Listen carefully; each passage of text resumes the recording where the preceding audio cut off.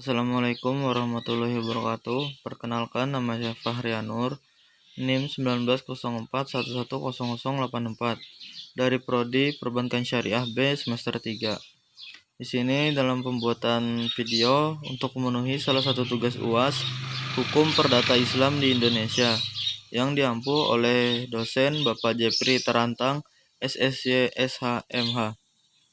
Di sini saya akan membahas tentang akad-akad dalam lembaga keuangan bank maupun non-bank, yaitu hawalah, wakalah, dan kafalah. Yang pertama ada hawalah. Secara etimologi, yang dimaksud dengan hawalah ialah al-intikal dan al-tahwil, artinya memindahkan atau mengoperkan. Sedangkan secara terminologi, pengertian hawalah adalah pengalihan hutang dari orang yang berutang kepada orang yang lain yang wajib menanggungnya.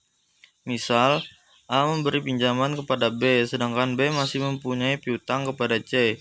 Begitu B tidak mampu membayar utangnya kepada A, ia lalu mengalihkan beban utang tersebut kepada C. Dengan demikian, C harus bayar utang B kepada A, sedangkan utang C sebelumnya pada B dianggap selesai.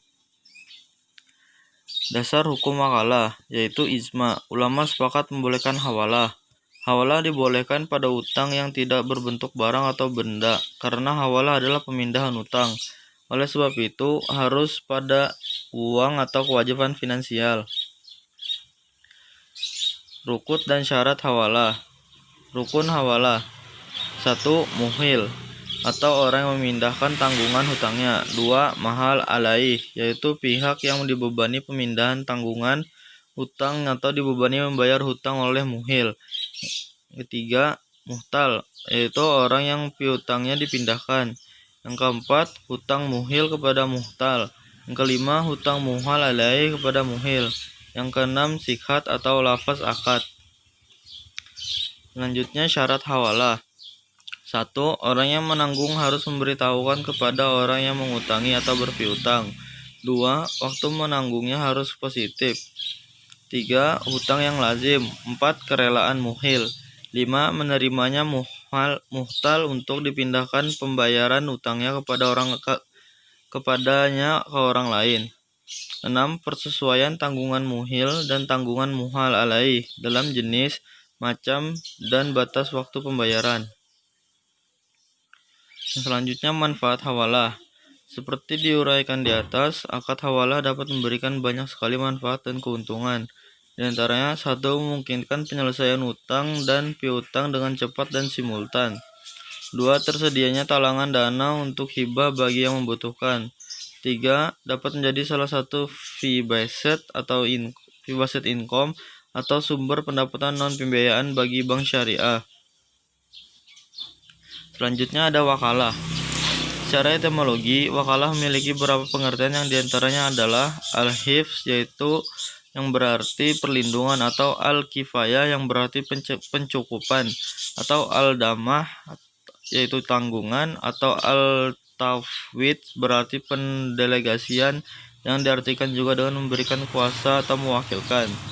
Sedangkan secara terminologi, wakalah berarti mewakilkan atau menyerahkan sesuatu pekerjaan atau urusan orang lain agar bertindak atas nama orang yang mewakilkan dalam masalah dan waktu yang ditentukan. Selanjutnya, dasar hukum wakalah, yaitu al-hadis, bahwasanya Rasulullah SAW mewakilkan kepada Abu Rafi dan seorang Ansar untuk mewakilinya mengawini Maimunah binti Al-Haris. Malik nomor 678 Kitab Al-Mutawa bab haji.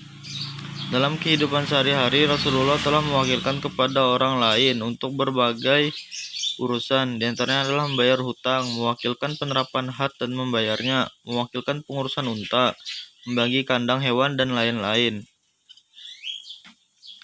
Selanjutnya, rukun dan syarat wakalah.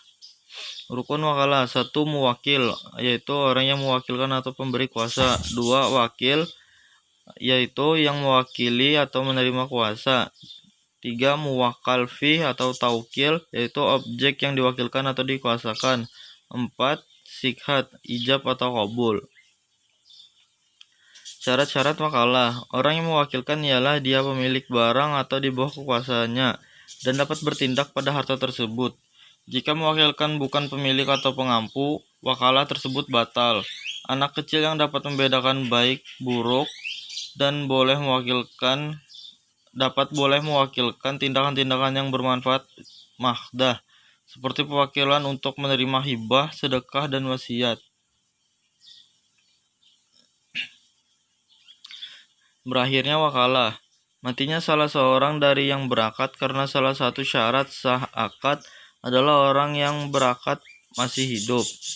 Bila salah seorang yang berakad gila karena syarat sah akad, salah satunya orang yang berakad mempunyai akal. Selanjutnya kafalah. Secara etimologi, kafalah berarti al-daman atau jaminan, hamalah atau beban, ja'amah atau tanggungan. Sedangkan secara terminologi, yang dimaksud dengan al-kafalah adalah jaminan yang diberikan oleh penanggung atau kafil kepada pihak ketiga untuk memenuhi kewajiban pihak kedua atau yang ditanggung. Dalam pengertian lain, kafalah juga berarti mengalihkan tanggung jawab seseorang yang dijamin dengan berpegang pada tanggung jawab orang lain sebagai penjamin. Selanjutnya dasar hukum wakalah yaitu Al-Quran. Dasar hukum yang melandasi al-kafalah adalah Quran Surah Yusuf ayat 72. Yaitu penyuruh-penyuruh itu berkata, kami kehilangan piala raja, dan siapa yang dapat mengembalikannya akan memperoleh bahan makanan atau seberat beban unta, dan aku menjamin terhadapnya. Kata zaim yang berarti peminjam dalam surat Yusuf tersebut adalah garim, yaitu orang yang bertanggung jawab atas pembayaran. Rukun dan syarat kafalah. Menurut mazhab Hanafi, rukun kafalah yaitu ijab dan kabul. Sedangkan menurut para ulama lain, rukun syarat kafalah adalah sebagai berikut. Pertama, damin, kafil atau zaim, yaitu orang yang menjamin. Syaratnya adalah balik, berakal, tidak dicegah membelanjakan hartanya atau mahjur, dan dilakukan dengan kehendaknya sendiri. Selanjutnya matmunlah, disebut juga mafkulah, yaitu orang yang berpiutang. Syaratnya ialah dikenal oleh peminjam karena manusia tidak sama dalam hal tuntutan. Hal ini dilakukan demi kemudahan dan kedisiplinan. Selanjutnya matmun anhu atau mafhul anhu adalah orang yang berhutang. Selanjutnya matmun bih atau mafkul bih adalah hutang barang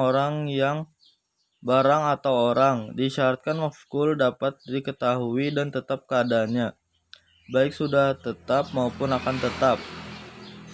Selanjutnya lafaz. Disyaratkan keadaan lafaz itu berarti menjamin, tidak digantungkan kepada sesuatu, dan tidak berarti sementara.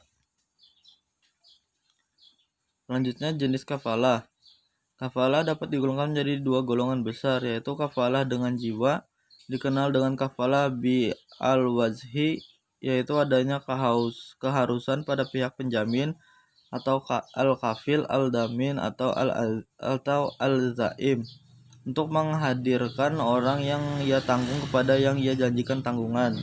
Selanjutnya kafalah dengan harta, yaitu kewajiban yang harus ditunaikan oleh damin atau kafil dengan pembayaran atau pemenuhan berupa harta. Sekianlah penjelasan yang dapat saya sampaikan. Mohon maaf bila ada kekurangannya. Saya akhiri. Wassalamualaikum warahmatullahi wabarakatuh.